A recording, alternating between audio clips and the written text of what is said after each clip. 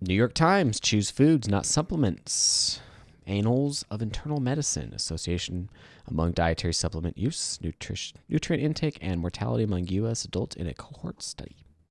In a study of Annals of Internal Medicine, scientists gathered dietary information repeated in persons interviews with almost 31,000 men and women 20 and older. Over 6 years, there were 3,613 deaths, including 945 from cardiovascular disease and 805 from cancer. Overall, after adjustment from health and other behavioral characteristics, they found that using any dietary supplements had no effect on mortality. Adequate intakes of vitamin A and K, magnesium, zinc, and copper were associated with reductions in all causes of mortality, but only when substances came from food, not supplements. Taking 1,000 or more milligrams of calcium a day was associated with an increased risk for death from cancer, and vitamin D supplement in doses above 400 international unit (IU) a day were associated with an increased cancer death and death from any cause.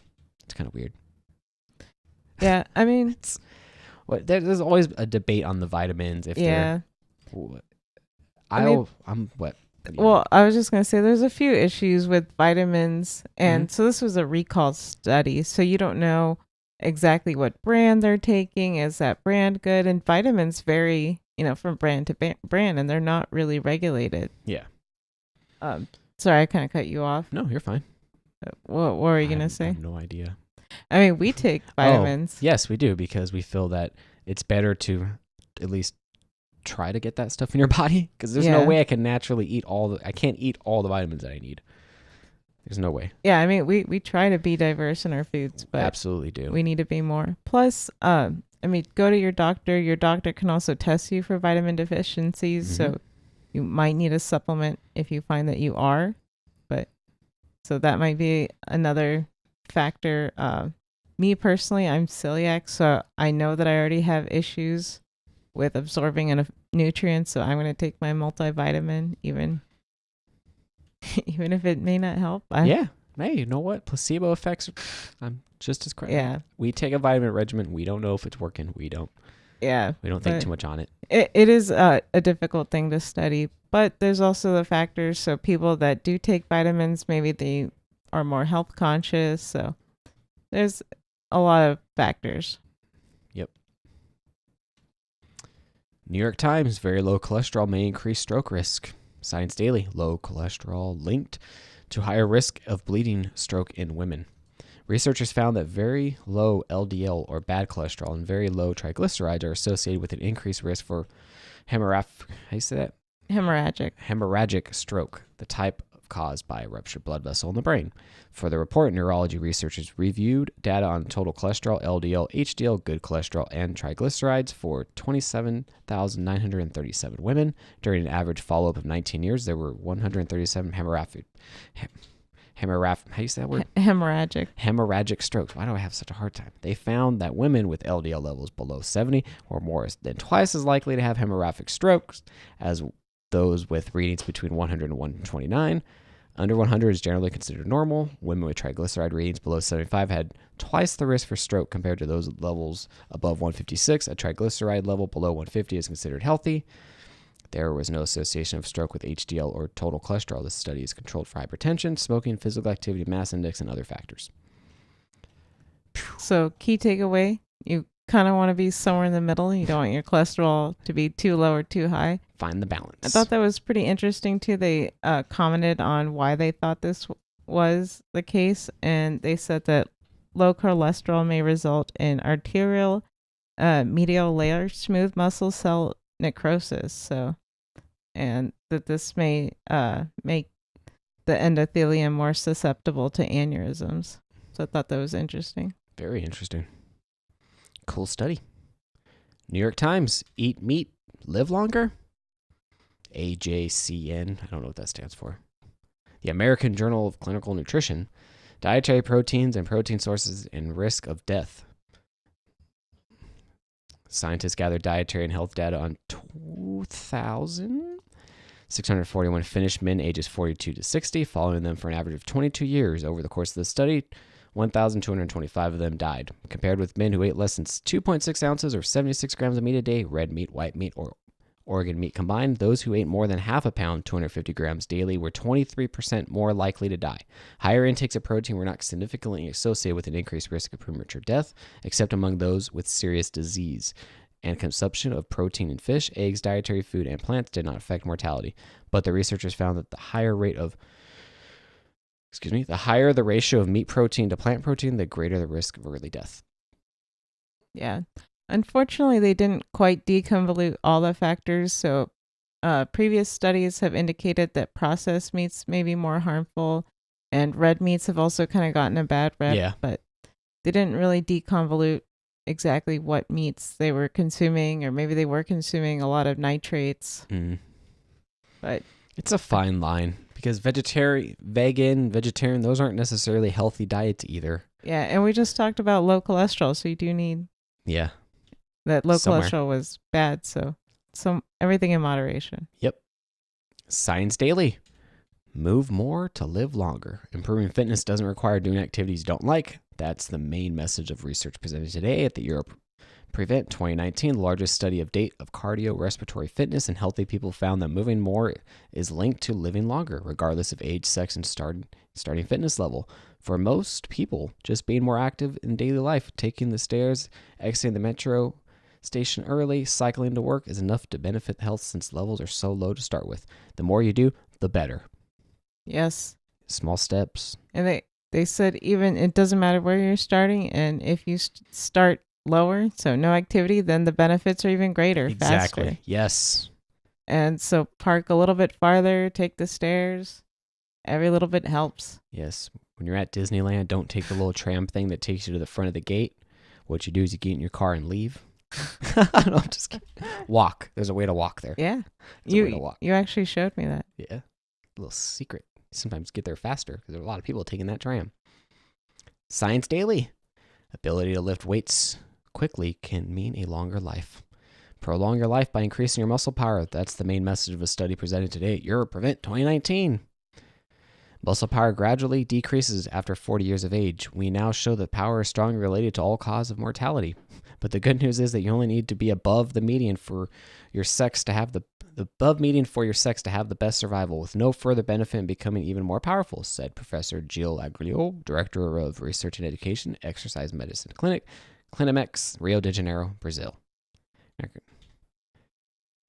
Yeah. Back to what we were saying. And this also ties back to what we were talking about, healthy aging, with Genesis, how he was talking about you want to lift just light to moderate weights. So you don't have to go crazy bodybuilding. He said that was bad for aging, but I would also make that argument that it is bad. Extreme bodybuilding, getting old, it's not healthy. Yeah, but again, small efforts, light Everybody weights. can do it. Yep. Sit at your desk. We could just start pumping, little 2-pounders. Just start going at it. Do it. Hey, Five Below has those nice light weights. Nice light weights at Five Below. They also have great shirts. Yeah. Science Daily. Most adults dying prematurely of natural causes did not seek medical help. Report reveals about 2/3 of adults dying prematurely from natural causes did not seek medical help within 30 days preceding their death, reported forensic researchers from the University of Texas Health Science Center at Houston, UT Health, and the Harris County Institute of Forensic Sciences, IFS. The research published recently in PLOS One discovered key factors relating to premature adult deaths by analyzing autopsy reports and death investigation records of 1,282 people between the ages of 25 and 59 who died in Harris County in 2013. Of the 1,282 records reviewed, the team found 912 deaths were due to natural causes and 370 drug overdoses. Stacy Drake, PhD and PhRN, who is the lead author of the study and is now the assistant professor at Cizik School of Nursing at UT Health, said it is disheartening to find that 70% of those who died from natural causes had not seen a healthcare provider in 30 days preceding their death. They had symptoms and knew they were getting worse, yet they did not seek the attention of a healthcare provider. We need to conduct further research and answer the question as to why. Overall, they're dying of diseases we treat every day, Drake said. Sad. Yeah.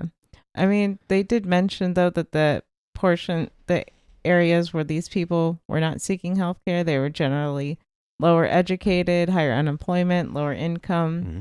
So, they're not getting adequate access to medical care. Yeah, it's accessibility. Yeah. And like a lot of people say who want to push single payer or socialize or whatever, they say we don't have health care, we have sick care. And that's true. We don't have preventative care.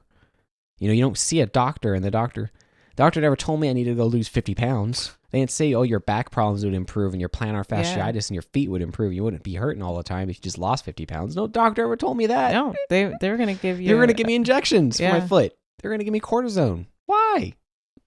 Keep you sick. But although, interestingly, this kind of sounds like how my grandpa died. Not that he didn't have access to healthcare. He just didn't want to go to the doctor. And he was feeling, nauseous, sick, and then passed away in his sleep. So if you're feeling sick, go to your doctor. Well, take care of yourself. Yeah. And rounding off today's show, Science Daily, autism symptoms reduced nearly 50% 2 years after fecal transplant. A new study, long-term benefit of microbiota transfer therapy and autism symptoms and gut microbiota, published in Scientific Reports. Arizona State University researchers Rosa Klimajek-Brown, PhD, James Adams, PhD, and lead author Dae-Wook Kang, PhD, demonstrate long-term beneficial effects for children diagnosed with autism spectrum disorder, ASD, through a revolutionary technique known as microbiota transfer therapy, MTT, a special type of fecal transplant originally pioneered by Dr. Thomas Bordy, an Australian gastroenterologist. Remarkably, improvements in gut health and autism symptoms appear to persist long after treatment. At 2 years post-treatment, most of the initial improvements in gut symptoms remained. In addition, parents reported a slow, steady reduction of ASD symptoms during treatment and over the next 2 years. A professional evaluator found 45% reduction in core ASD symptoms, language, social interaction, and behavior, and 2 years post-treatment compared to before the treatment began. That's encouraging and so cool and interesting science. Fecal transplant. It's really awesome because we're still working to understand the relationship between our gut and our brain and how that affects everything from depression, we're saying, or apparently autism, which I was unaware of. But it's also interesting how these effects are long lasting. Yeah. And the study kind of indicates, because they don't know why this is working for autism. It's very complex. Yeah. But they're thinking it's because it's just overall general health. Your gut health gets better. Your body gets better. Everything starts getting better. It's the core reactor, I guess. It starts firing up. Very interesting. Well, and a lot of people say that you need to have a diverse species of these gut bacteria to help. And if you are missing one of these species, maybe that's where ailments occur. Yep, exactly. Personally, I have an interest just because, again, I'm celiac. So what if I could get a fecal transplant or something? Yeah, get someone with great gut bacteria. I don't know if that's been researched enough, but it's definitely something to look into. Yes. Thanks for tuning in. If you found value and useful information in this show, please support the show by emailing us, ask@healthytalkshow.com, leaving us a voicemail, 509-878-3229, or supporting us financially over at healthytalkshow.com/support. We'd love to hear from you. Thanks again. Love and light. Love and light. Thank you so much for watching. For more content like this, please check out our podcast over at healthytalkshow.com/subscribe. We're live Mondays at 8 p.m. Pacific Standard Time over at healthytalkshow.com/live. Love and light.